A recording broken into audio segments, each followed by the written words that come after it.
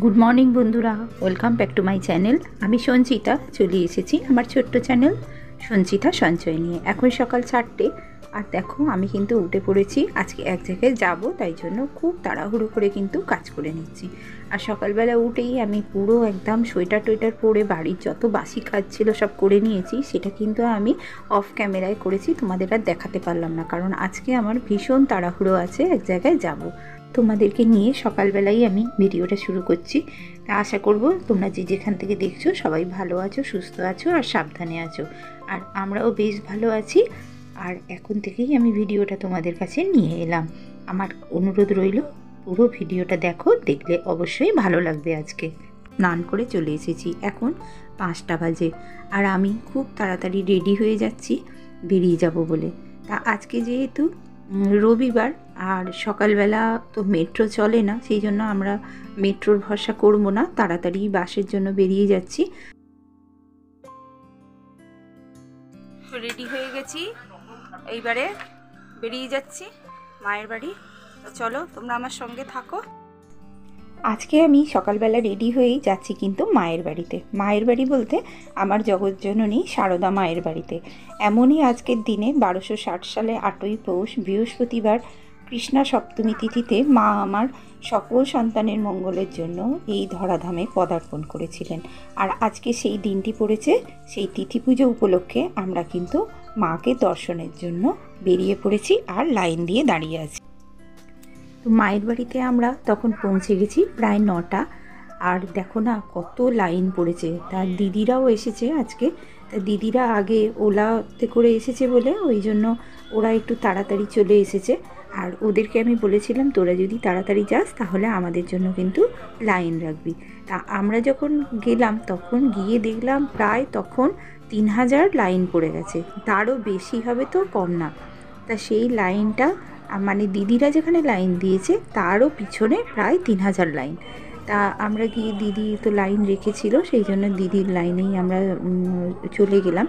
আর এখানে অন্তত আমরা দেখতে পাচ্ছ আমরা 9টার সময় প্রায় লাইন দিয়েছি আর এখানে 11:30 বেজে গেছে। এখনও কিন্তু আমরা অর্ধেক রাস্তাও কিন্তু আসতে পারিনি। প্রচুর ভিড় হয়েছে, লাইন চারিদিকে। মাকে দর্শনের জন্য সবাই দাঁড়িয়ে আছে। আর এখানে কত ফুল বিক্রি হচ্ছিল, সমস্ত কিছু বিক্রি হচ্ছে যেন। আর এগুলো নিয়ে মাকে দেওয়া হয়, কিন্তু মায়ের কাছ পর্যন্ত কখনোই এগুলো পৌঁছায় না। তবু বিশ্বাসে মিলায় বস্তু মায়ের পায়ে এগুলো দান করা হয়। আর এইখানে যেখানে সমস্ত ব্রহ্মচারীরা আছে এরা কী করে বলো তো, ওইটা একটা জায়গার মধ্যে নিয়ে রেখে দেয় ওই ফুলগুলো। দেখো প্রচুর লাইন, এই দেখো প্রচুর লাইন পড়েছে। 2 ঘন্টার ওপরে লাইনে দাঁড়িয়ে আছি, কিন্তু এখনও আমরা দর্শন পাইনি। আস্তে আস্তে এগোচ্ছি, দেখা হয়ে গেলে তোমাদেরকে মাকে দেখাবো, যদি সম্ভব হয় মাকে দেখাবো। তো এবার আমরা এক এক করে এগিয়ে যেতে লাগলাম, কিন্তু কি জানো তো একদম লাইন এগোচ্ছিল না। আর এই মায়ের বাড়িতে তোমরা হয়তো অনেকেই জানো, আবার অনেকেই জানো না, এটা কলকাতার বাগবাজারে সারদা মায়ের বাড়ি।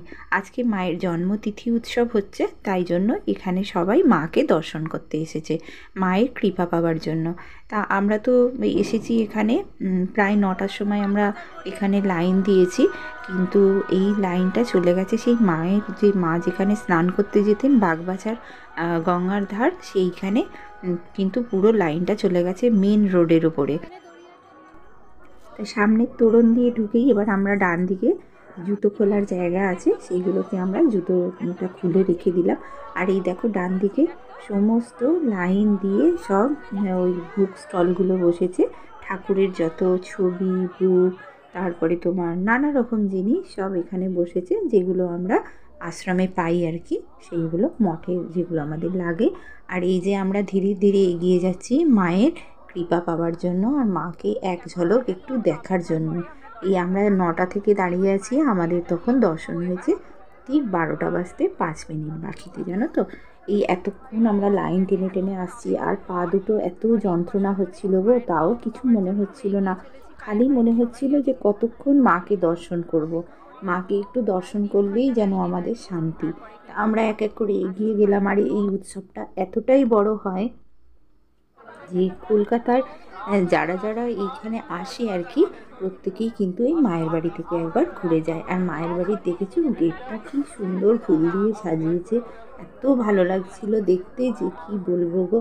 যেন মনে হচ্ছে মানে যত ভিতরে ঢুকছি যেন মনে হচ্ছে মা হাত বাড়িয়ে আছে আমাদেরকে দর্শন দেবার জন্য, আমাদের আশীর্বাদ করবার জন্য।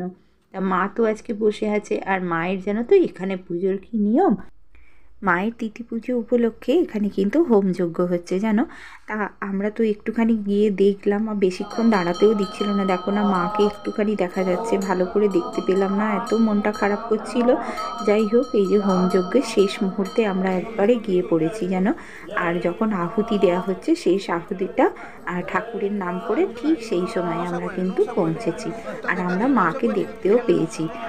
দেখে একটুখানি ওইটুকুনি শান্তি। তারপরে কিন্তু মায়ের ঘরের দরজা বন্ধ হয়ে গিয়েছিল, কারণ একটা নিয়ম আছে এখানে যে 12টা বাজলে, আর কারণ এখন মায়ের ভোগের টাইম, তাই দরজা বন্ধ হয়ে যাবে। এবার আমরা কি করলাম বলো তো, মায়ের ভোগ প্রসাদ নিলাম। ভোগ প্রসাদ নিয়ে আমরা সোজা চলে গেলাম গঙ্গার ঘাটে। এবার গঙ্গার ঘাটে গিয়ে আমরা একটুখানি বসলাম, কারণ ওখানে এত ভিড়, আর মায়ের বাড়ির সামনে না জায়গাটা এত ছোট, ওখানে কিন্তু একদমই বসার জায়গা নেই জানো। তাই জন্য আমরা গঙ্গার ঘাটে চলে গেলাম সোজা। আর এই গঙ্গার ঘাটে কিন্তু মা প্রতিদিন স্নান করতে আসছেন জানো। আর মা যখন স্নান করতে আসতেন একদম কাক ভরে, তখন কিন্তু কেউ জানতে পারতো না, কোনো দিন কেউ জানতে পারতো না যে মা কখন স্নান সেরে বাড়ি যেতেন।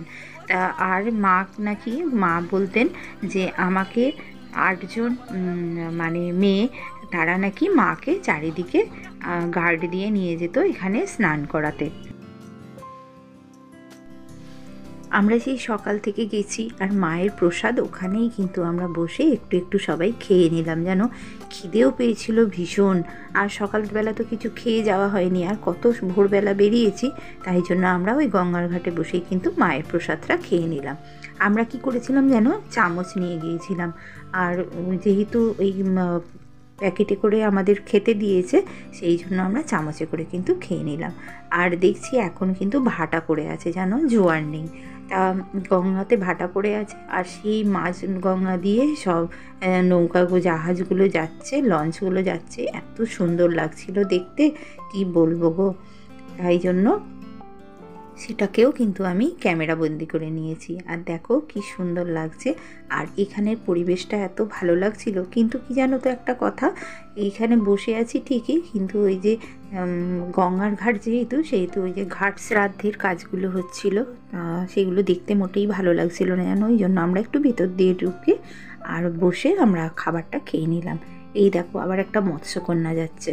তা এইরকম সারাদিনে কিন্তু আমরা অনেকগুলো কিন্তু লঞ্চ দেখেছি বা জাহাজও দেখেছি।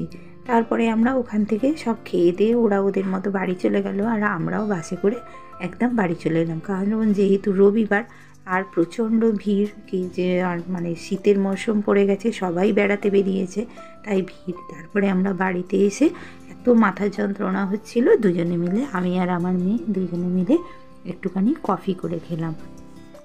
সারাদিন পর এসে যখন কফিটা খাচ্ছি না, এত শান্তি হচ্ছে কি বলবো। আর পা দুটো গো পুরো যন্ত্রণায় ছিঁড়ে যাচ্ছিল, একদম কোমর থেকে এত যন্ত্রণা হচ্ছে, ব্যথা হচ্ছে, আর পায়ের তলাটা তো পুরো ফুলে গেছে, সে কি অবস্থা। যাই হোক, কিন্তু আমি সিদ্ধান্ত নিয়ে নিলাম যে রাত্রে কিন্তু আমি কোনো কিছু রান্না করব না। তা যেহেতু রবিবার, ওর বাবা বাড়িতে ছিল, তা নেই, একজন এক জায়গায় গিয়েছিল। তা আমি ফোন করে ওর বাবাকে বলে দিলাম যে তুমি আসার সময় কিন্তু আমাদের জন্য বিরিয়ানি কিনে নিয়ে আসবে, আমি কিন্তু আর বাড়িতে রান্না করব না। তা ওর বাবা যেহেতু একটু বিরিয়ানিটা পছন্দ করে না, আমার একটুখানি আটা মাখা ছিল, সেই জন্য ওর বাবাকে 2টো রুটি করে দিলাম, আর বাড়িতে মোয়া ছিল, কলা ছিল, সেইটা দিয়ে ওর বাবার জন্য রেখে দিলাম। ওর বাবা এদিকে কিন্তু খুব লক্ষ্মী জানো, ওই সব হলে রুটি খেয়ে নেয়। আর বললাম তোমার জন্য কি একটুখানি বিরিয়ানি রাখবো? বললো না, আমার জন্য বিরিয়ানি রাখতে হবে না, তোমরা খেয়ে নাও। তা ওর বাবার জন্য একটুখানি করে দিয়েই আমরা কিন্তু 8টার সময়ই বিছানায় চলে গিয়েছিলাম জানো। আর একদম থাকতে পারছিলাম না, ভীষণ কষ্ট হচ্ছিল। তো আমার আজকের এই মায়ের দর্শনের এই ভিডিওটির সঙ্গে এতক্ষণ যারা আমার সঙ্গে যুক্ত হয়ে আছো তাদের অসংখ্য ধন্যবাদ। আর আমার আজকের ভিডিওটা যদি তোমাদের ভালো লেগে থাকে তাহলে অবশ্যই একটা লাইক, কমেন্ট ও সাবস্ক্রাইব করে দিয়ে যেও। নতুন বন্ধুরা যারা আজকে আমার ভিডিওতে প্রথম ভিজিট করেছো, তাদের যদি আমার আজকের ভিডিওটি ভালো লেগে থাকে তাহলে অবশ্যই একটা সাবস্ক্রাইব করে দিয়ে যেও। তাহলে পরের ভিডিওতে আমি সরাসরি তোমার পরিবারে আমার ভিডিও নিয়ে চলে যাব। তো আগের ভিডিওতে আমার যে সমস্ত দিদিভাইরা কমেন্ট করেছো তাদের নামগুলো বলে দিই। Shashwati Ghosh, daily life with Rakhi, my fortune story আর ব্লগ উইথ সুমিত্রা। তো তোমাদের অসংখ্য ধন্যবাদ আমার ভিডিও দেখার জন্য আর আমাকে কমেন্ট করার জন্য। আর আজকের ভিডিওটি তোমরা যারা যারা দেখেছো, তোমাদের যদি মায়ের দর্শনটা ভালো লেগে থাকে তাহলে আমাকে অবশ্যই কমেন্ট করে জানাতে কিন্তু ভুলো না। কিছু বিশেষ মুহূর্ত যেগুলো আমরা ফোনে ভিডিও করতে পারিনি, সেইগুলো স্টিল ফটো তুলেছিলাম, সেগুলো তোমাদেরকে দেখিয়ে দিলাম। মা সবার মঙ্গল করুক। ভিডিওটা আজকের মতো এখানেই শেষ করছি।